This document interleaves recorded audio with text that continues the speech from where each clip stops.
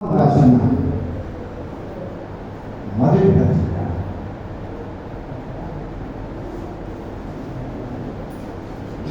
3వ అధ్యాయం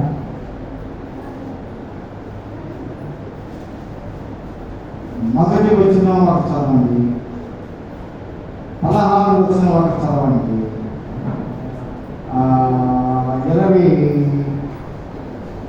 19 వచనం 20 వచనం పాఠం. దేవుని పిల్లలమని పిలువబడినట్లు తండ్రి మనకెట్టి ప్రేమను అనుగ్రహించెను. చూడుడి మనకు దేవుని పిల్లలమే.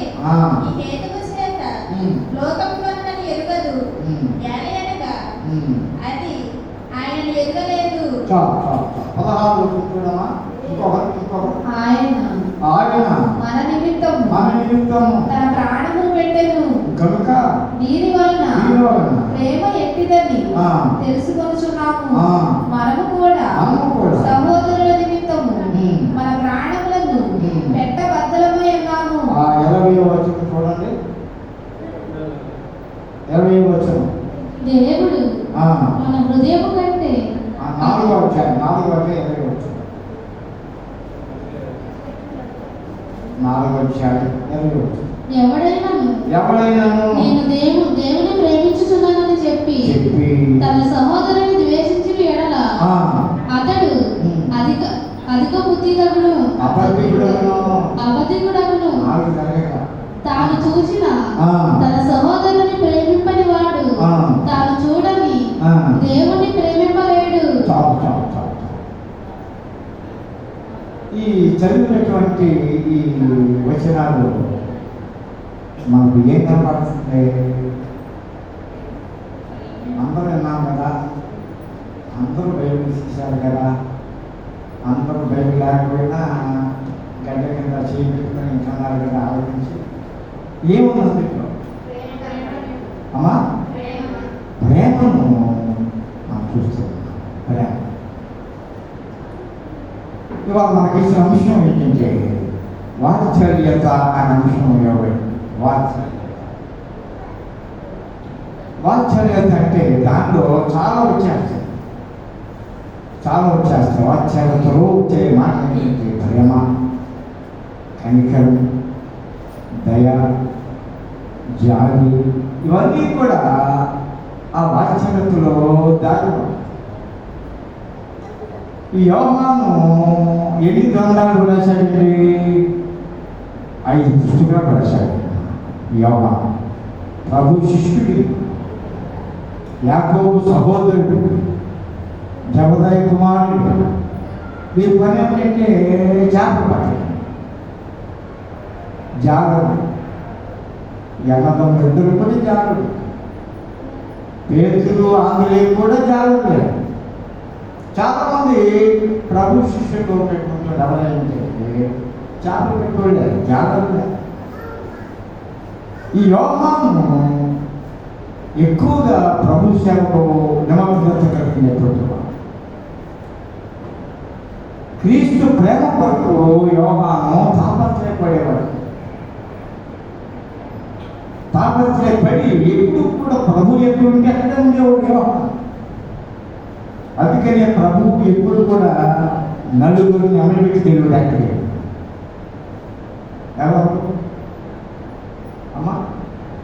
ఎవరో నలుగురు అమెరికి దిగినోడిని పక్కన పెట్టాడు. నలుగురు మాత్రం రూపాంతరం చెందినప్పుడు, ఆ కొండ మీదకి వెళ్ళినప్పుడు, గలిలయ సముద్రానికి వెళ్ళినప్పుడు, సమాజ మందిరంలోకి వెళ్ళినప్పుడు నలుగురు ఇంపార్టెంట్ పర్సన్స్ అన్నారు. ఎవరంటే పేతురు, యాకోబు, యోహాను, ఆంద్రేయ. వాళ్ళిద్దరు అన్నదమ్ములు, పేతురు, ఆంద్రేయ. యాకోబు, యోహాను ఇద్దరు కూడా అన్నదమ్ములే. వీరి నలుగురిని ఎక్కువగా ప్రేమించినటువంటి వాడు యేసు. అందుచేత యేసు ప్రేమను గ్రహించినటువంటి, యేసు ప్రేమను అనుభవించినటువంటి, యేసు వాత్సల్యతను ఎరిగినటువంటి, జీవనం చెప్పినటువంటి యోహాను ఎక్కువగా ప్రేమ గురించి రాశారు. యోహాను సువార్తలో మనం చూసాం అనుకోండి, అక్కడ విశ్వాసం గురించి రాశాడు. విశ్వాసుడిగా ఘనత ఏమిటో, విశ్వాసుడిగా ప్రత్యక్షత ఏమిటో ఆయన అక్కడ రాసినటువంటి వాడు యోహాను సువార్తలు విశ్వాసం గురించి రాశాడు. ఈ మొదటి యోహాను, ఈ రెండో యోహాను, ఈ మూడో యోహాను 3 రాశాడు పత్రికలు. ఈయన ఈ 3 పత్రికల్లో మనం చూస్తే ప్రేమ గురించి రాసిన మాట్లాడుతున్నమాట. పౌలు కూడా రాశాడు. మొదటి కొరింథీ పత్రిక 13వ అధ్యాయం చూస్తే విశ్వాసము, నిరీక్షణ, ప్రేమ, వీటిలో ముఖ్యమైనటువంటి ఏంటంటే కాబట్టి ప్రేమ. ప్రేమ యొక్క గొప్పతనం ఈరోజు మనం జ్ఞాపకం చేసుకోవాలి. చాలా మనం ఉన్నాం. ప్రేమ అంటే మనకు తెలియదే కాదు. అనేక పెళ్ళిళ్ళలో మనం అయ్యగారు చెప్తుండగా విన్నాం. పెళ్ళిళ్ళు నూతన దంపతులకు చెప్పే మాటల్లో ప్రేమ చూస్తూ ఉంటాం. అలాగే ఆరాధనలో కూడా ఎక్కువగా మనం ఏం చేస్తూ ఉంటాం, దేవుని యొక్క ప్రేమ గురించి మనం జ్ఞాపకం చేస్తాం. అమ్మా ఏం చేసేది పుట్టారా? అమ్మా ఏం చేశారు మీరు? కనుక దేవుని ప్రేమ యొక్క విలువ ఎంత గొప్పదో ఈరోజు మనం జ్ఞాపకం చేసుకుంటాం. ఈ ప్రేమలో 3 విషయాలు. ఈ ప్రేమను గ్రీకు భాషలో ఏమన్నారంటే అగపే అన్నారు. అగపే అనేటప్పుడు ఏంటంటే త్యాగంతో కూడినది. అగపే అనగా ఏంటంటే త్యాగంతో కూడిన. ఏమిటా త్యాగం? ఇక్కడ మనం చదువుతున్నాం యోహాను సువార్త మొదటి యోహాను పత్రిక 3వ అధ్యాయం 16వ వచనంలో ఏమో చూడండి. ఆయన మనని కనుక తన ప్రాణం పెట్టను కనుక దీనివల్ల ప్రేమ ఇచ్చిందని తెలుసుకుంటున్నాం. మనము కూడా సహోదరు నిమిత్తం ఆ ప్రాణములను పెట్టబద్ధమైనాము. త్యాగం. ప్రేమ అంటే ఏదో 2 మాటలతో కూడింది కాదు, 2 పదాలతో కూడిన మాటలే కాదు. ప్రేమ అనగా మొట్టమొదటి అగపే ప్రేమ. అగపే ప్రేమ అంటే త్యాగంతో కూడిన. లండన్ దేశంలో 2 భార్యాభర్తలు లండన్ దేశంలో కొంతకాలం చక్కగా సంసారం సాగింది. చక్కగా వారు ఆత్మీయతతో జీవించారు. ఆత్మీయతగా వారు ప్రార్థన చేసుకుంటూ ఉండేవారు. ప్రార్థనలో పాలు పంపులు పొందుతూ ఉండేవారు. కొంతకాలానికి భార్య సృష్టిపడి జబ్బు చేసింది భార్య. ఆయన బయట తిరుగుతూ ఉన్నాడు. ఆమె పట్టించుకోవటం లేదు. తనకున్న బాధ్యత విస్మరించాడు భర్త. మరీ మనాది పెట్టుకున్నాడు. మరీ కృషించిపోతా ఉంది. హాస్పిటల్లో ఉంది. ప్రతిరోజు భర్తకి కబుర్ చేస్తూ ఉంది. రండి ఒకసారి నన్ను చూడండి, నన్ను చూసి వెళ్ళండి, నా కోసం ప్రార్థన చేయండి అంటూ ఉంది ఆ బాధ. అసలు రావటం లేదు. బయట తిరుగుతూ ఉన్నాడు. చేతుల బాటకు అలవాటు అయిపోయాడు. ఈ బాధ ఇంకా కొంచెం మనాన్ని పెట్టుకోండి. ఏం చేయదు పాప అర్థం కాదు. ఆ డాక్టర్లు గారు, ఆ నర్సులు, ఆ స్టాఫ్ ఓదార్చున్నా కూడా ఆమెకు ధైర్యం రావటం.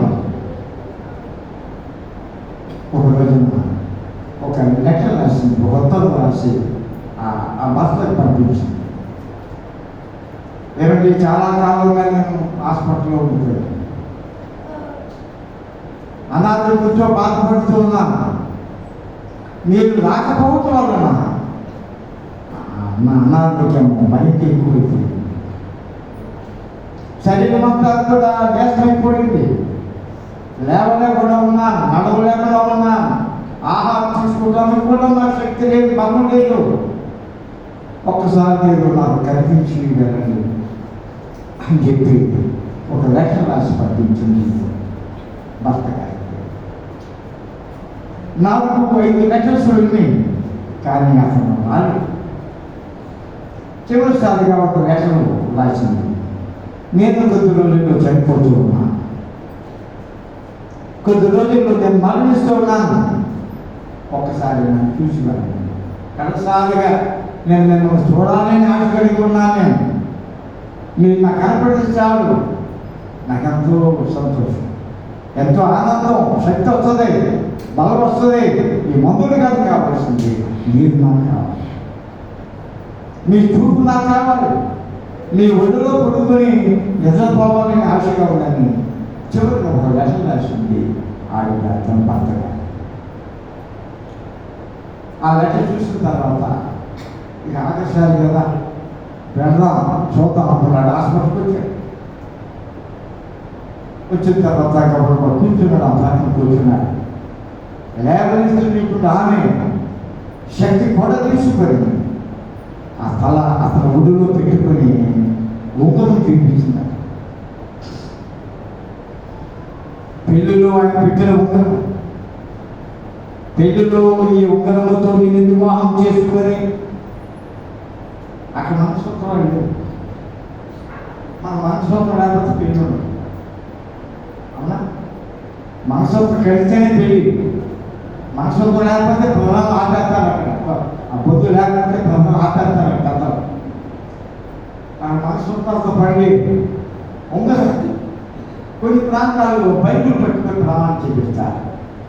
ఈ బైబిల్ సాక్షిగా, ఈ పరిశుద్ధ గ్రంథం సాక్షిగా దీన్ని వివాహం చేసుకొని అని ప్రమాణాలతో కొన్ని ప్రాంతాలు బైబిల్ మార్చుకుంటారు. ఇంగ్లాండ్ దేశంలో, అమెరికా దేశంలో, లండన్ దేశంలో, అనేక క్రైస్తవ రాజ్య దేశాల్లో ఉంగరాలు మార్చుకొని పెళ్లి చేస్తారు. ఈ ఉంగరం ఆయన చూపించి, ఈ ఉంగరానికి విలువ మీకు గుర్తుందా? ఎప్పుడో మర్చిపోయినా కానీ న్యాయం మాట మాట్లాడాను. ఈ ఉంగరంతో నేను వివాహం చేసుకొని నా సరిహద్దును కనపరించిన ఆశ అంతటికీ నేను ఆశీర్వాదిస్తున్నా చేసుకుంటున్నాను. ఈ చెప్పులు జరిగిపోయింది. దేవుని ఎదుట, సంఘం ఎదుట పెద్ద ప్రమాణం చేస్తున్నాను. ఆ ఉంగరం చూశాడు, 2 కన్నీటి పుట్లు రాశాడు. ప్రేమతో పెట్టిన ఉంగరం. ఉంగరం అంటే దేని గుర్తు అనుకుంటున్నారు? ప్రేమ గుర్తు. తండ్రి కుమారుడు రాగానే ఆ తండ్రి కావలించుకొని ఏం చేశాడు? ఉంగరం తొలగించాడండి. మన తొమ్మిదోడు ఉంగరం స్తోత్రాలు తెప్పించాడు. చెప్పులు, కొత్త చెప్పులు తెప్పించాడు. ఉంగరం ఏం గుర్తాయంటే ప్రేమకు. అందుకే కొంతమంది డబ్బులు ఉన్నోడు, విసులుబాటు ఉన్నోడు మనస్తత్వంతో పాటు ఉంగరాలు కూడా పెట్టుకుంటారు. ఇతర దేశాల్లో వాళ్ళు లేదు, మనస్తత్వం లేదు. ఉంగరమే. ఆ పెళ్లి రోజున ఆ భర్త తొడిగిన ఉంగరాన్ని అతను ముందు పెట్టింది. 2 కన్నీళ్ళు కూడా రాచాడు. ఎగబోయాడు. ఎదుపాటు సిద్ధంగా ఉండదు, మరి బయటికి వెళ్ళిపోతాడు. వెంటనే ఆ ఉంగరాన్ని ఆయన ఒడిలో పెట్టి ఆయన చేతులలో తన ప్రాణాన్ని విడిచిపెట్టింది. ప్రాణం పోయి ఆయన తొడిగిన ఉంగరం మాత్రం మిగిలిపడింది. ఆయన చేతిలో పెట్టి ప్రాణం కోసం, భార్య కోసం ప్రాణం పెట్టకుండా ఆయన జీవించాడు, బాధ పెట్టాడు. ఆయన చనిపోతాడు కానుకలు ఆయన. అందుకే ఇక్కడ మనం చూస్తున్న 16వ వచనంలో ఆయన మన నిమిత్తం ప్రాణం పెట్టాను. భార్య కోసం ప్రాణం పెట్టలేదా భర్త? కానీ మన ఆత్మీయ భర్త, మన ఆత్మీయ పెళ్లికి, మన నాయకుడు, మన దేవుడు, యేసుప్రభు పెళ్లి కుమారుడు. ఆయన మన నిమిత్తము ప్రాణం పెట్టాడు. అందుచేత తర్వాత అంటాడు, దీని వలన ప్రేమ ఎత్తులని ఎంత గొప్పదో తెలుసుకోవాలంటారు ఇక్కడ పౌలు భక్తుడు, యోహాను భక్తుడు. మనం తెలుసుకుంటున్నాం అంటూ మనము కూడా ఆయన మన నిమిత్తం ప్రాణం పెట్టాడు.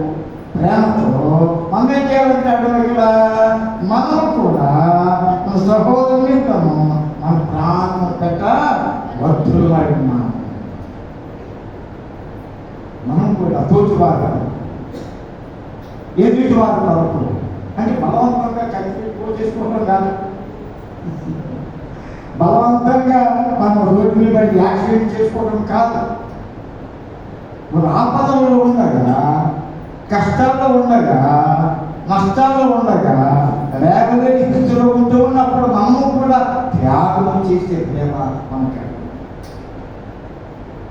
పైపై మాట చెప్పడం కాదు, పైపై మాట చెప్పడం కాదు. ఆ ఇల్లు చెల్లెవాడు ఎక్కువ వెళ్ళేవాడు ఏం చేశాడంటే మన ప్రాణంతో ఉన్నాడు. అంతా దోషం వెళ్ళిపోయాడు, దోషం వాళ్ళు మిగిలిపోయి ఉన్నాడు. బట్టలు దోచుకున్నారు, డబ్బు దోచుకున్నారు, ప్రాణంతో పద ప్రాణంతో విడిచిపెట్టి పదవసాలు పడేసి యాజకుడి వెళ్ళాడు. మనకు తెలుసు యాజకుడు అంటే ఎవరంటే అయ్యగారు వెళ్ళారు, పట్టిస్తున్నాడు కుమారుడు, పట్టిస్తున్నాడు కుమారుడు. నేను చెప్పట్లేదు, అలాగే చూస్తుంది పట్టిస్తున్నాడు. అసలు లేవీడు కనుక సంఘ నాయకుడు, రాజేశ రాటోడు, యేసురత్నం రాటోడు, దావీదు రాటోడు, వాళ్ళు ముగ్గురు పట్టిస్తున్నారు. తర్వాత ఎవరు వచ్చారు? సమరయుడు వచ్చాడు. సమరయుడు అంటే శంకర జాతి వాడు అన్నారు. మిశ్రమ జనాంగంలో వచ్చినటువంటి వాడు, తండ్రికి పుట్టిన వారు కాదు సమరయుడు. అసలు జనాంగం చెదిరిపోయారు, ప్రపంచం చెదిరిపోయినప్పుడు ఎక్కడో కొంతమంది దేవుని ప్రజలు చల్లాచెదరైపోయారు యుద్ధాలు. ఆ చల్లాచెదరైపోయినటువంటి ఇశ్రాయేలు ఏం చేశారంటే కథజాతి వారు, అన్య జనాంగంలో పుట్టినటువంటి వారు నిర్వాహం చేసుకున్నారు. ఒక జాతిలో పుట్టిన వారు చేసుకుని ఇశ్రాయేలు జనాంగం దేవుని ప్రజలు వేరే జాతుల్లో పుట్టినటువంటి వారిని చేసుకున్నారు. వారి ద్వారా కలిగినటువంటి వాడే సమరయుడు. అందుకే సమరయ స్త్రీ ప్రభుత్వం మాట అంటారు, ఆ భార్య నీవు యూదుడు కావా, నేను సమరయ స్త్రీని కదా, నేను ఇచ్చే నీళ్లు నువ్వు ఎట్లా తాగుతావు ప్రశ్నిస్తుందా. సంభాషణ జరిగింది, తనకు తాను నిరూపించుకున్నాడు. తన ప్రేమ మాట్లాడంతో ఆమెకు మారు మనసు కలిగించాడు. ఆ కొండ విడిచిపెట్టి ఊళ్ళో పరిగెత్తి తన గురించి సాక్ష్యం చెప్పి స్థితికి తీసుకొచ్చాడు యేసు ప్రభు ఆ ప్రేమతో. కనుక మనకు దొరుకువ ఏ ఇబ్బందులో ఉన్నా మనం చేయగలిగి మనం తోడ్పాటు కలిగినటువంటి స్థితిలో ఎంత ఉన్నామో అంతవరకే మనం కూడా యేసు వారికి సహాయం చేసే స్థితిలో అదే త్యాగంతో కూడిన సార్యపతి ఏం చేసింది? ఏమీ లేదు ఇంట్లో. ఏమే వచ్చి అమ్మ నాకు రొట్టె ముక్క పట్టురామా కరువు ఉంది. ఆ ప్రాంతం అంతా పంటలు లేవు, వర్షాలు లేవు, పంటలు లేక ప్రజలు మళ్ళీ మాడిపోతున్నారు. ఏమో పొలం లేకుండా పొలం లేకుండా గిన్నమ్మ పట్టుకొని ఏంటి అమ్మ రొట్టె పట్టురా అన్నారు. అప్పటికే చాలా కాలం అయిందని వచ్చి ఆహారం లేదు, పరిగెత్తి 4 దినాలు పరిగెత్తుకుంటూ జరుచుకోలేదు.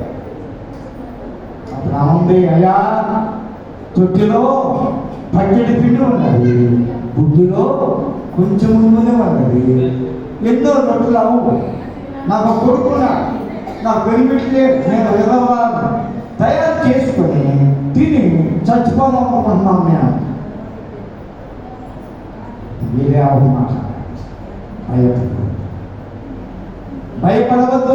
బుద్ధిలో పచ్చడి పిండి ఉండొచ్చు, బుద్ధిలో కొంచెం ముందు ఉండొచ్చు, నువ్వు భయపడవద్దు. వెళ్ళి రొట్టెలు చేసిన స్థితి తీసుకురా. అప్పుడు ఏం జరుగుతుందో తెలుసా? ఆకాశం నుండి దేవుడు భూమి మీద వర్షం కురిపించే వరకు నీ తొట్టిలో ఉన్న పెట్టి అయిపోదు, ఈ పుదిలో ఉన్ననే తలగదు. వెంటనే వెళ్ళింది, గమక పొయ్యిలా చేసింది, ఇల్లు పిసికింది, రొట్టె తయారు చేసింది, దేవుడికి ఇచ్చింది. ఆయన అన్నట్టుగా చాలా కాలం ఆమె కుమారుడు మాత్రమే కాదు, ఆ ఇంట్లో ఉన్న అందరూ కూడా వర్షం కురిసే వరకు ఆ ఇంట్లోనే ఉన్నారట. త్యాగం చేసింది సాగిపోతుంది ద్వారా. తనకు లేదు కరువులో ఇవ్వటం ఏంటి? తన ఇంట్లోనే లేదు, ఎలా ఇవ్వగలదు? దైవజనుడు ఆనందం ధైర్యం.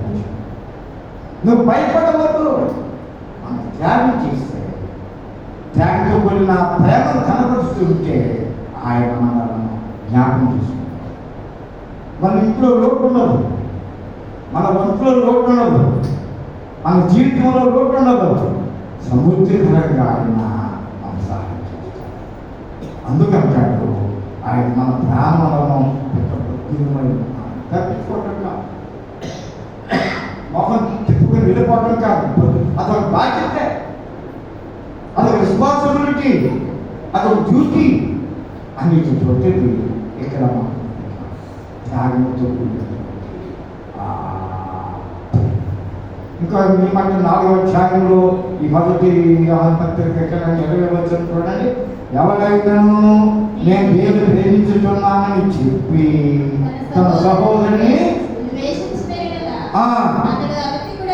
అబద్ధుడు, మన అబద్ధాలలో అయిపోతున్నాం. ఒక్కొక్కసారి అబ్బో వాళ్ళంటే నాకు చాలా ప్రేమ, ఆ కుటుంబం అంటే మా యొక్క ఆత్మీయతండి, ఆయన అంటే మాకెంతో ఇష్టమండి, ఆయన వల్ల మాకెంతో ప్రేమ, సమాధానం, సంతోషం ఉండాలి అని అనుకుంటున్నాం. కానీ పైకి మాత్రం అని తన సహోదరుని ద్వేషించిన ఆడండి అమ్మో, ఆమండి అమ్మో, ఆ ఇల్లండి అమ్మో, ఆ పెద్దలండి అమ్మో, పెద్ద దుర్మార్గులండి వాళ్ళు ద్వేషించింది కదా. అబద్ధకు వాడి, నువ్వు అబద్ధం ఆడేటట్టు నువ్వు వాడివి. దేవుడిని మోసం చేసే స్థితిలో మనం ఉన్నామని జ్ఞాపకం చేసుకోవాలి. తాను చూచిన తన సహోదరుని ప్రేమింపని వాడు దేవుడు ఎలా ప్రేమిస్తాడు? కనపడుతున్నాడు మన ఇంటోడు, మన పక్కోడు, మన ఎదుటోడు. వీటిని ప్రేమించడం లేదు. మనం ఎవరు ప్రేమిస్తాం? కనబడిన దేవుడు ప్రేమిస్తున్నాం. అది అబద్ధం అంటాడు వ్యవహారం. కనుక మన జీవితంలో త్యాగంతో కూడినటువంటి ఆ ప్రేమ మనం చూడవచ్చు. ఆ ప్రేమ ప్రభువు చూపించాడు, శిలువలో చూపించాడు. తండ్రికి ఏం చేస్తున్నది మీరు ఎరుగరు కనుక చూపించాను. ప్రేమతో కూడినటువంటి, త్యాగంతో కూడినటువంటి క్షమాపణ అక్కడ ఉన్న వారందరూ కూడా రోమా సైనికులు కూడా ఇక్కడ కనుక త్యాగం.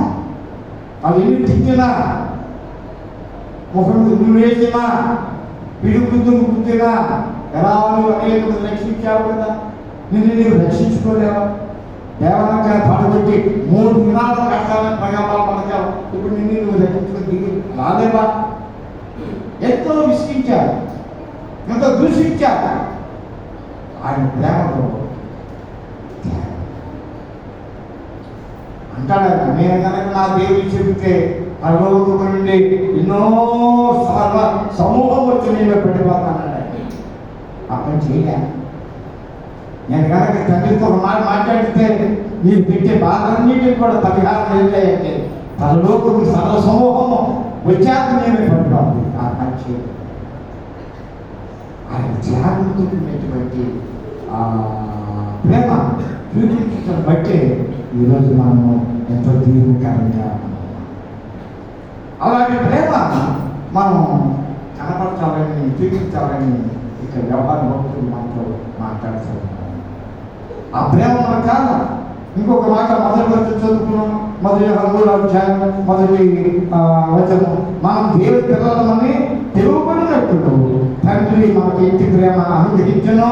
సూర్యుడి ఆ శిలువను చూస్తూ ఉన్నా, ఆయన పలికినటువంటి మాటలు చూస్తూ ఉన్నా, ఆయన కొట్టినటువంటి తిట్టినటువంటి దూషించినటువంటి ఉండేటటువంటి సంఘటనలన్నీ కూడా మనం ప్రతి శుక్రవారం మనం జ్ఞాపకం. ఇదిలో చూడండి, మనము దేవుని పిల్లలనే. ఈ హేతువు చేత లోకం మనల్ని ఎరగదు. ఏదనగా అది ఆయనను ఎరుగదు. ఎంత చెప్పినా ఆయన చూసిన లోకం ఆయనను ఎనగడం లేదు. లోకం ఆయన ప్రేమను తెలుసుకోవడం లేదు. అది యోహాను భక్తుడు ఎవరు నేర్చుకున్నానికి ఆయన బోధిస్తూ. ఇంకొక మాట ప్రేమ చూద్దాం. ఒకటి ఏంటంటే త్యాగపూర్వకమైన ప్రేమ. అది దేవుడు శివుడు మనకు చూపించాడు. ఆ త్యాగపూర్త ప్రేమ మన అనుకున్న జీవితంలో మనం కలిగి ఉండాలని మొట్టమొదటి మాటగా దేవుడు మనతో మాట్లాడుతూ ఉన్నాడు. రెండవ మాట ఏంటంటే నిరాడంబర ప్రేమ. నిరాడంబర మొదటిది త్యాగంతో కూడిన అకబే ప్రేమ, అంటే త్యాగంతో కూడిన ప్రేమ. రెండవది నిరాడంబర ప్రేమ. వీటి ప్రేమ ఎలా ఉంటుంది? నిరాడంబరంగా చూడండి. మొదటి కొరింథీ పత్రిక 3:13 చూడండి. పౌలు భక్తుడు రాస్తున్నాడు అక్కడ. కాబట్టి చదవండి. మొదటి కొరింథీ పత్రిక 13 దీర్ఘకాలము సహించును, దయ చూపించును, ప్రేమ మత్సరపడదు, ప్రేమ ధర్మముగా ప్రవర్తించదు, అది ఉప్పొంగదు, అమర్యాదగా నడవదు, స్వప్రయోజనముగా విచారించుకొనదు, త్వరగా కోపపడదు, అపకారమును మనసులో ఉంచుకొనదు, దుర్నీతి విషయమై సంతోషపడక సత్యమందు సంతోషించును. చాలా ఉన్నాను. ప్రేమలో రూపంగలు గర్వించదు. ప్రేమ కలిగిన కోపం రాదు. ఒకటి చాలా కోపం, ఒక ఆమెకి చాలా కోపం, మాట్లాడుతున్న కోపం మాట్లాడు అంటే ఇంకోటి చిచ్చుతా ఉంటాం, కాబట్టి అది చేస్తా ఉంటాం. ఇంకోటి అయితే నేర్గం చేస్తాడు కోపం, అట్లా చేస్తాడు, అటు దూరిపోతాడు, అన్నిటికీ ముందే ఉంటాడు. ప్రేమ దానికి ఎచ్చుకోతనం ఉండదు, దానికి దాంభిత్యం ఉండదు, గర్వం అహంకారం ఉండదు. అలాంటి ప్రేమ స్వాస్థ్యమైనటువంటి ప్రేమ. అది యోహాను సువార్త 15:9 చూడండి. యోహాను సువార్త 15:9 తండ్రి నన్ను ఎలా ప్రేమించను,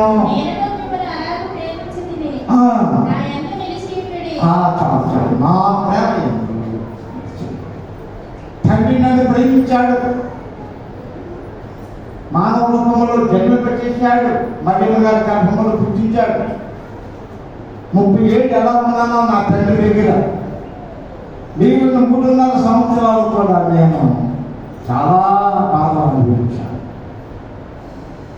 ఆ రీతిగా తండ్రి నన్ను ప్రేమించాడు, నేను మిమ్మల్ని ప్రేమించు. తండ్రి నన్ను ప్రేమించడం మాత్రమే కాదు, నేను కూడా మిమ్మల్ని ప్రేమిస్తున్నాను. నిరాడంబరమైనటువంటి ఆ ప్రేమ యొక్క త్యాగం ఎంత గొప్పది. మనం చదువుకున్న మొదటి పాఠంలో చూడండి. ఏం చేశాడు ఆయన? యెషయా గ్రంథం 58 7 వచనంలో మాట్లాడుతున్నాడు. యెషయా భక్తుడు ప్రేమ అంటే ఎలా ఉండాలో చూస్తున్నారు. చదవమా. మీ ఆహారం పెట్టుటయు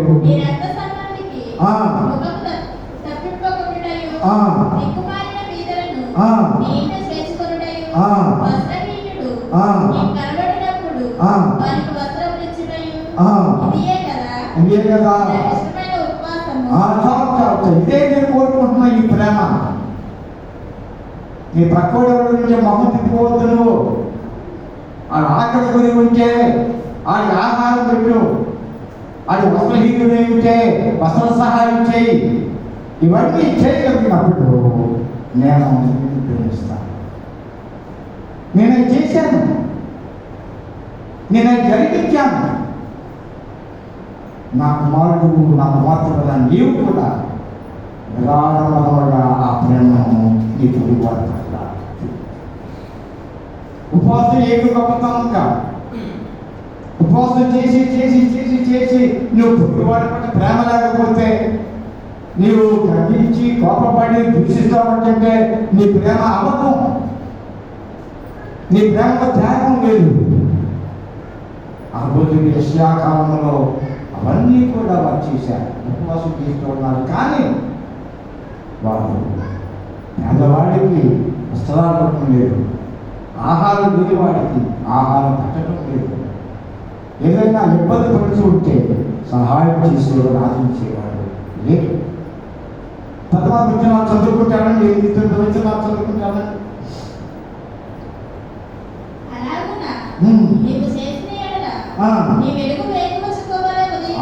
ఎంత మాట అలా చేయగలిగితే, నిరాడంబరంగా నీవు ప్రేమ చూపించగలిగితే, త్యాగంతో చూపించగలిగితే, నీ ఉపవాసంలో నిజాయితీ న్యాయం ఉంటే నువ్వు చేయగలిగితే అలా ఉంటావు నువ్వు. తెల్లవారుజామున మనం 3-4 ప్రాంతాల్లో ఆకాశం తెరిచి చూడండి, ఒక చుక్క కనపడుతున్నాం. అన్ని చుక్కల కంటే ఆ చుక్క చాలా కాంతిగా నువ్వు అలా ఉంటావు. నీ బిడ్డలు అలా ఉంటారు, నేను అలా ఉంటా. మన సంఘం ఆ చుక్క వలే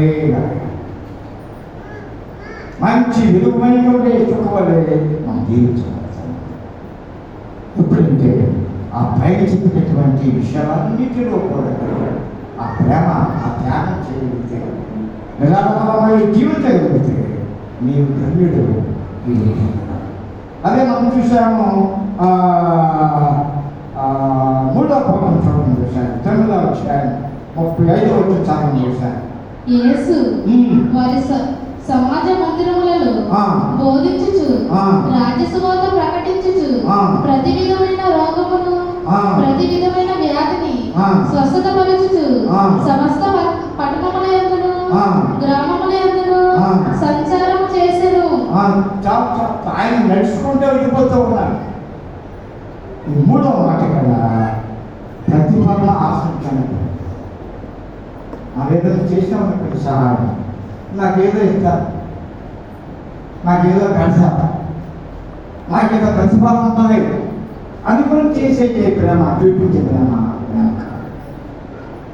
మొట్టమొదటి ఏంటంటే త్యాగంతో కూడిన ప్రేమ, నిరాడంబర ప్రేమ. 3వది ప్రతిఫలం ఆశించాలి.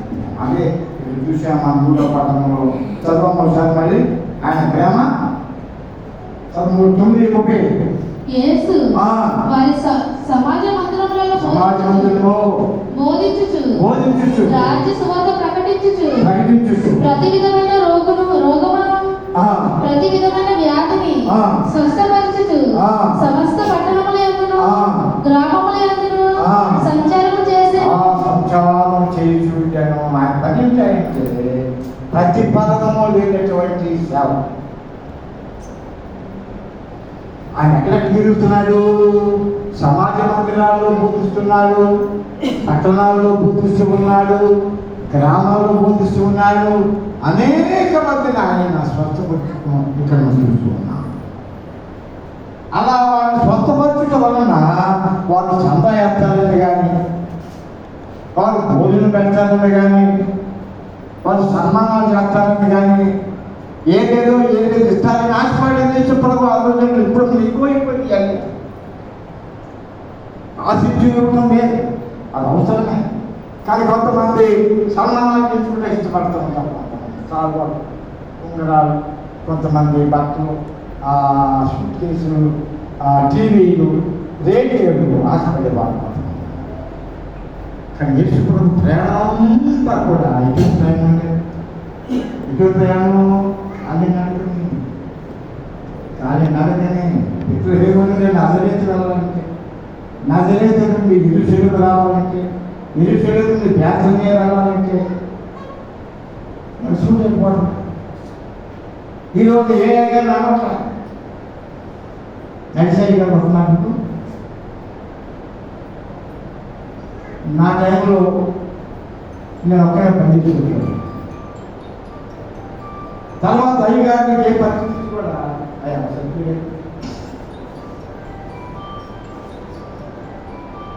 ఏ పరిస్థితి కూడా తర్వాత చూస్తూ ఉంటుంటే దేవుడు ఎంతో దీవించాడు అయ్యగారు.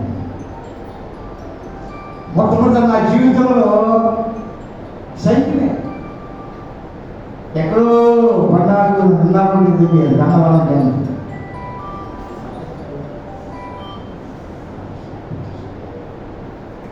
దేవుడు ఆ టైంలో పాత సైకిల్,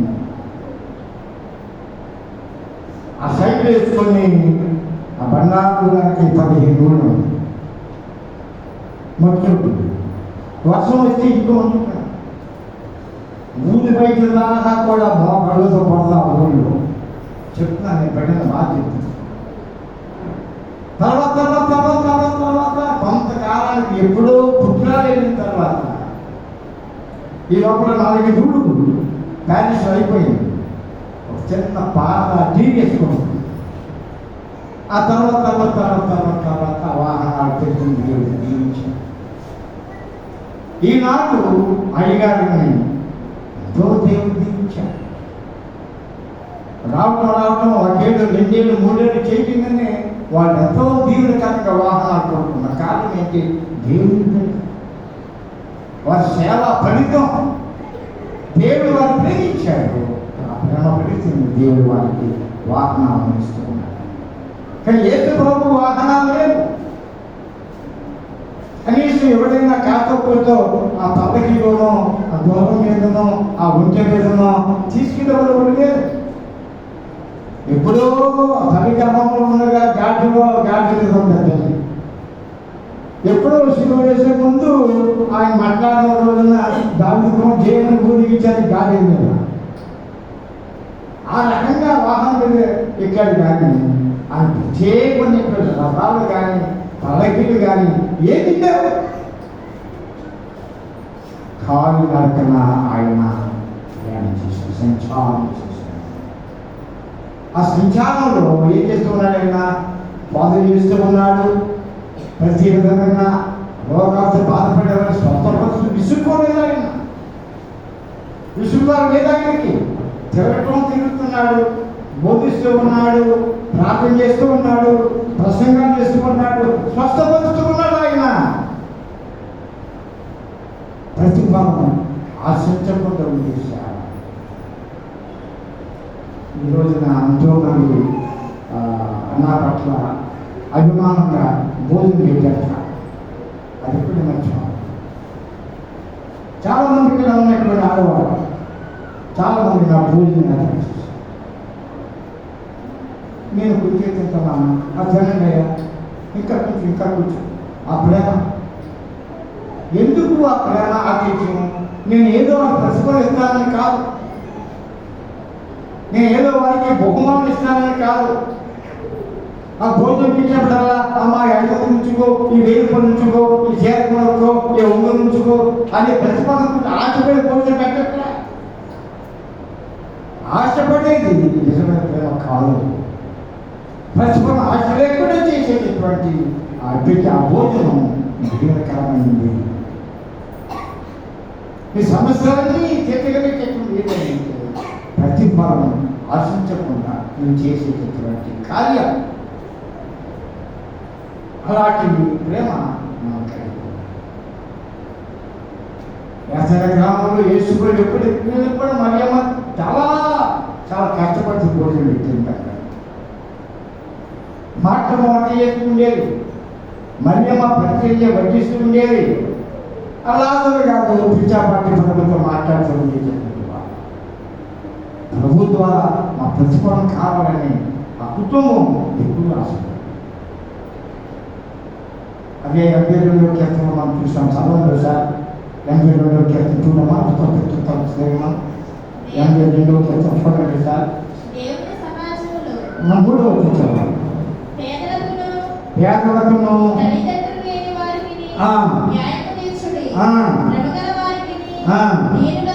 ఆ. న్యాయము తీర్చుడి. ఆ. దరిద్రులను ఆ. నిరుపేదలను ఆ.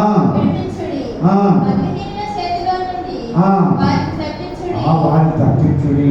గొప్ప మాట. ఇది మనం చేసే ప్రేమ మనుషులు పేదలు ఉన్నారు, తల్లిదండ్రులు లేని వారు ఎవరైనా అన్యాయం అయిపోతున్నారు, పేదవాళ్ళు దోచుకుంటూ ఉన్నారు, తల్లిదండ్రులు హింసిస్తూ ఉన్నారు, శ్రమకి వారికి జీవులకు న్యాయం దొరకడం లేదు. అది ఎవరు రాశారు? ఎవరు రాశారు? దావీదు గారు రాస్తారు, ఆసాము రాస్తారు. ఎప్పుడు చూసినా దావీదే దావీదే దావీదే. మీరు మరి దావీదు ఉన్నాడు కదా, ఈ దావీదే దావీదు అన్ని దావీదు రాయలేదండి. ఇక్కడ మనం తెలియదు కనుక మనం వెళ్ళిపోతుంది బండి. అది ఇంకో చోట ఏదో పట్టుకుంటారు, బాపడతారు. ఒకరు పెడితే ఒకరు చెప్తారు, ఒక రోజులు పెడితే ఇంకో అమ్మాయి చెప్తారు. అట్లా ఉంటే వీళ్ళంతా దీనులను, పేదలను, తల్లిదండ్రులను, లేని వారిని, దరిద్రులు, ఇంకొకరు భక్తిహీనులు, వీరందరూ కూడా ఆసాపు కాలంలో ఏ జరగలేదు, న్యాయమైన ప్రేమ అందటం లేదు. అందుచేత 22వ కీర్తనలో కీర్తనకారులు ఎంతో మాట్లాడతారు దేవుని పక్షంగా. కాబట్టి ఈ మానవ ప్రేమ ఈ శాశ్వతం కాదు, కానీ దేవుని ప్రేమ మనం సంపాదించాలి. ఈ 3 ప్రేమలు ఈనాడు మనం కలిగి ఉన్నాం. అందుకే ఏం చేసేది అప్పుడు చూపించుకుని ఏం చేసేది అవసరం వచ్చాడు 16వ వచనంలో ఏమవుతుందండి? దేవుడు లోకమును ఎంతో ప్రేమించాను కాగా ఆయన కుమారుడుగా పుట్టిన ప్రతి వాడు నశింపక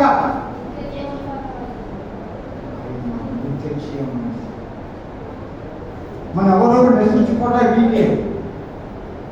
నశించుకోకుండా ఉండటానికి ఈ రోజున 3 ప్రేమలు మన ముందు పెట్టాడు ఆయన. త్యాగంతో కూడిన ప్రేమ, నిరాడంబరమైన ప్రేమ, 3వది ప్రతిఫలం ఆశించలేదు. ఆ ప్రేమను చూపించడానికి అందరినీ ఆయన ప్రేమించాడు. లోకం ఎంతో దానికి అవధులు లేవు, ఆనకట్ట లేదు, దేవుని ప్రేమకి ఆనకట్ట లేదు, సరిహద్దులు లేవండి.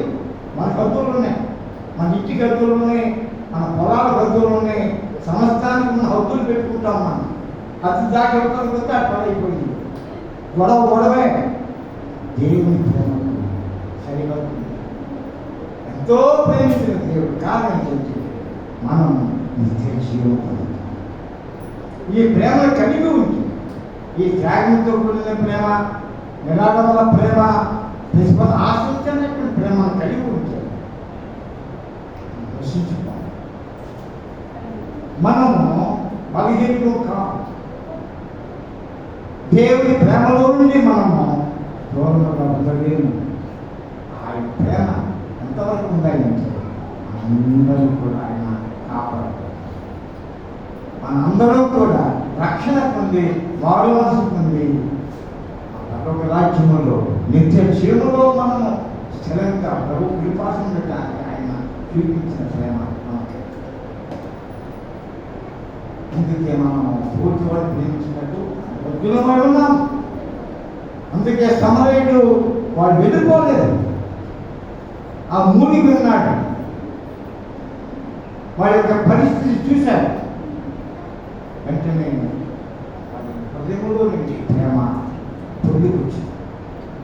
ముందుకు వెళ్ళలేకపోయాడు, వెనక్కి వెళ్ళలేకపోయాడు. వెంటనే వాడు వాహనం ముందు గబగబా వెళ్ళేవాడు గాయాలతో రక్తం మరుగులో ఉన్నాడు. వాడు గాయాలను కడిగి వాడికి కట్టు పెట్టి వాడిని ఎక్కించుకొని తన వాహనం అక్కడ తీసుకొచ్చాడు. నేను ఏమి చేశాను, నా వల్ల అంతవరకే ఇది నీ బాధపై అనలేదు. వాడు అప్పటికి ఏమీ లేదు, ఆకలితో ఉన్నాడు. లోపలికి వెళ్ళిపోయింది పొట్టంతా కూడా. తీసుకెళ్ళి కొంచెం డబ్బులు ఇచ్చాను, తిరిగి మళ్ళా నేను ఇంటికి వెళ్ళేటాడు వచ్చి మళ్ళీ మిగిలిన డబ్బులు ఇస్తా. సమరయుడు ఆశించి వాడి సహాయం చేయాలి. ఎవడో వచ్చాడు వేసుకోవాలని అడిగాడు, ఆ పొరుగు వాడిని చదవడానికి అదంతా చెప్పుకొచ్చాడు చేసేది. దేవుని ఏమన్నాడు? ఆలాపన చేయి, దేవుని వెళ్ళి ఆలాపన చేయి. మనం కూడా ఆ ప్రేమను చేయాలి, ఆ ప్రేమను ప్రేమించుకోవాలి. ఒకరికొకరు ఆలోచించడం ప్రేమించుకోవాలి. కడుపులో ఒకటి పెట్టుకొని ఇంకొక రకంగా మాట్లాడితే అది అర్థమైపోవాలి. అలాంటి ప్రేమ అలాంటి ప్రేమ మనకు ముఖ్యమైన వేషధారులు. ఉపవాసం చేస్తాం, ప్రార్థన చేస్తాం, కానీ ఏం చేస్తూ ఉంటాం? ఆకలి అన్నం పెట్టం, పెట్టలేకుండా చిరిగిపోయి పట్టణంలో వస్త్రాలు లేవు. ఇవన్నీ చేసి ప్రభువా ప్రభువా ప్రభువా అని పిలుస్తూ ఉంటాం దేవుడిని. మీరు ప్రార్థన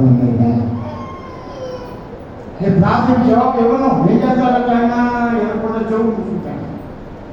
నిన్ను నన్ను చూడకుండా ఏం చేస్తాడంట? కళ్ళు మూసుకుంటాడు. నీకు నాతో మాట్లాడడం ఏం చేస్తాడంట? నోరు మూసుకుంటాడట దేవుడు.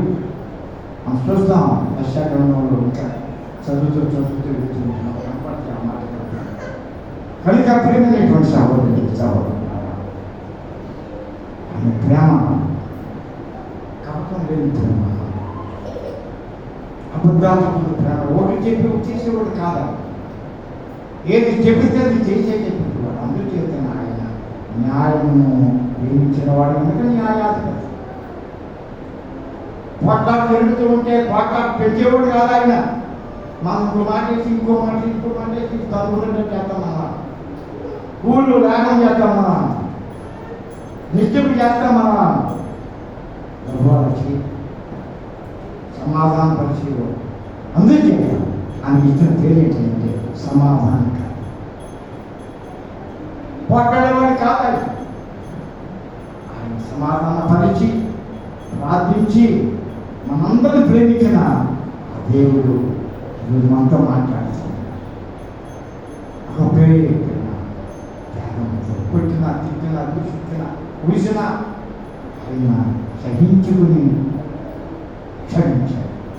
అలాంటి ప్రేమ మన క్రైస్తవం. ఎందుకు ఉన్నాం అలాగా? ఎందుకు ఓర్చుకోవాలి?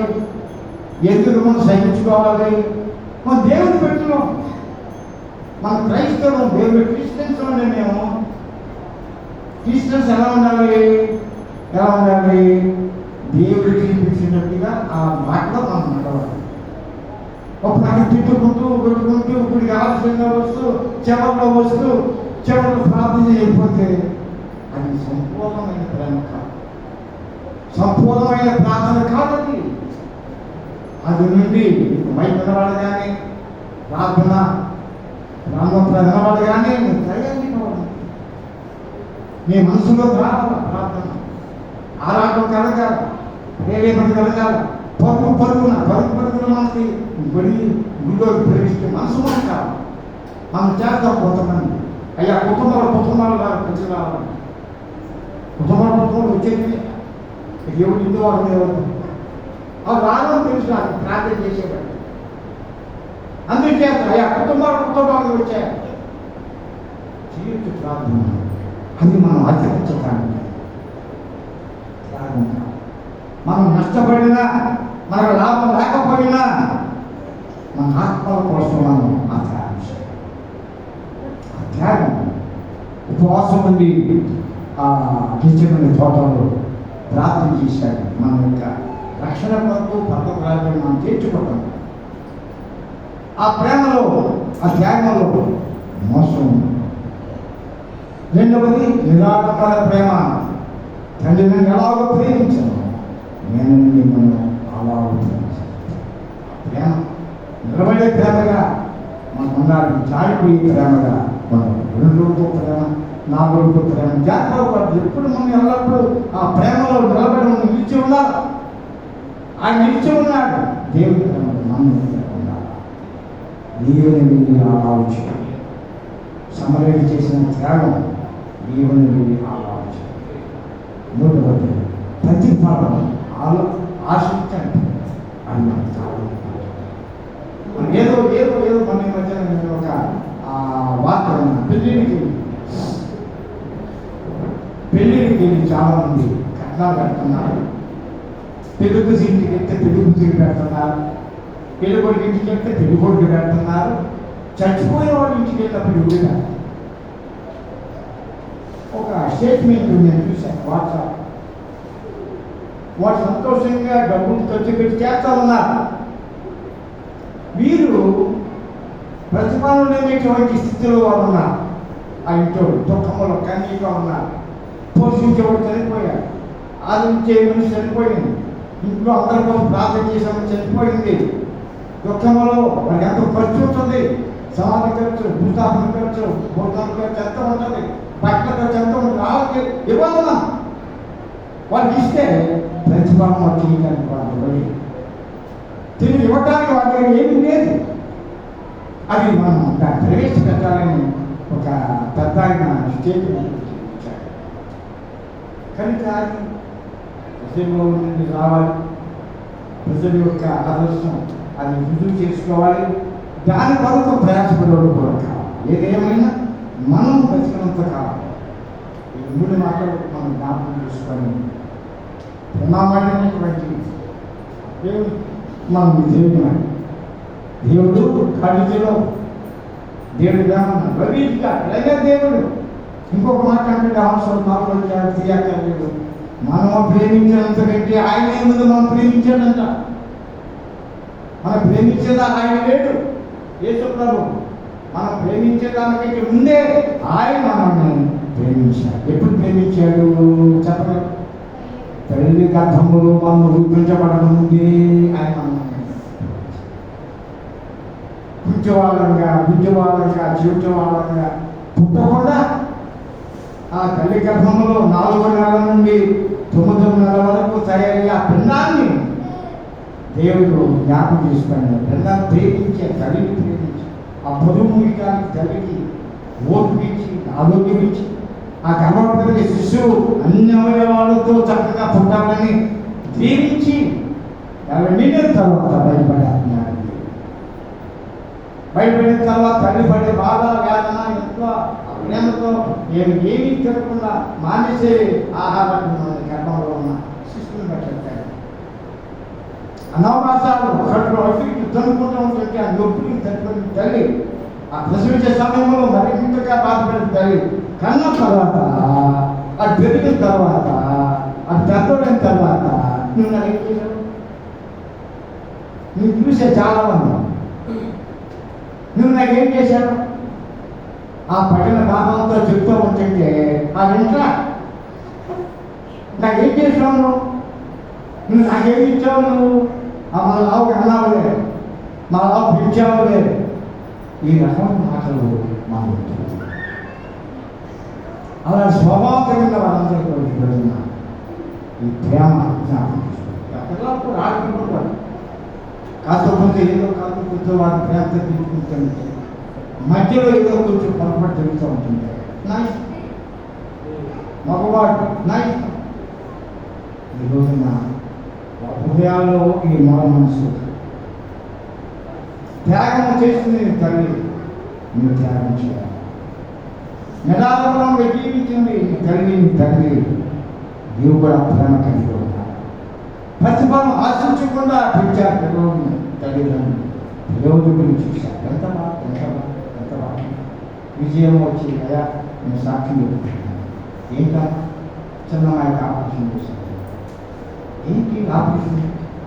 చదువుకోవడానికి పంపించిన తల్లి, చదువుకోవాలని ప్రార్థించి పంపించిన తల్లి ఆపరేషన్. అదొక పరీక్ష, అదొక శోధన, అదొక వేదన. అందులో నుండి దేవుడు మీకు సహాయం చేశాడు. ఈ పరీక్ష నిలబడ్డాడు, దేవుడు జయించాడు. ఇక బిడ్డకు ఏ లోకాలు లేదు. బైబిల్ చదివి సంతోషపడాలి. ఇలాంటి ఉపకారాలు చేసే దేవుడు మనం. ఇంకా ఎన్నో రోగాలతో పడి బిడ్డలు కుటుంబాలు ఎంతమంది వచ్చారు. నొప్పులతో బాధపడేవారు,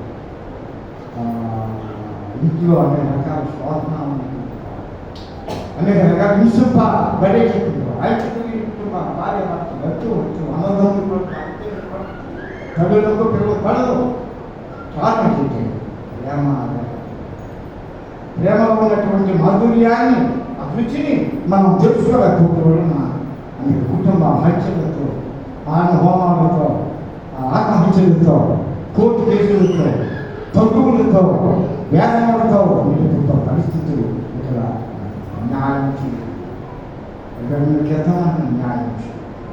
న్యాయంగా ఉండాలి, న్యాయం చేయాలి, న్యాయాన్ని కనపరచాలి, న్యాయంతో ప్రేమను బతికించాలి. అలాంటి ప్రేమ, అలాంటి త్యాగం, అలాంటి విధానాలు ప్రతిభానికి ఆశించినటువంటి జీవితం సంపాదించాలి. ఈ వారంలో ఈ మాటలు మన హృదయాల్లో దాచుకుని భద్రపరుచుకొని అదే మహిమాత్మగా జీవించాలి చేస్తూ మళ్ళీ వచ్చే ఆదివారం మళ్ళా సమయానికి సన్నాహం ఎక్కువ సేపు మనం ఉంటే కొంచెం అడుగుని పెట్టుకుని కాళ్ళు పెట్టుకుని దానికి ఆ పాపం పెట్టుకుని ఆ పాపం పెట్టుకుని అనుకున్నాను. కొంతమంది కాళ్ళు సాగుతున్నారు, అది కాళ్ళు పెట్టుకుని బాధపడుతుంది. కొంతమంది అది బాధ కాళ్ళు పెట్టి నడుపుని పెట్టుకుని ఆ పాపం నాకు చదువుతుంది అనుకుంటానే కదా. అందులో ముందు వస్తే టైం రాసిన కొన్ని మాట్లాడుకుంటాం. అది గమనించాలి, ఆ టైం పాటించాలి. ఈ మాటలు విని మీ హృదయాల్లో అర్థపరచుకోవటానికి సిద్ధపడాలి. ఆ ప్రేమ కలిగిన జీవితం ఎంతగా మనం చేస్తే కొద్ది మాట్లాడుతున్నాం. ఈ కొద్ది మాట్లాడుతున్నాం మనందరినీ జీవించిన కాదు.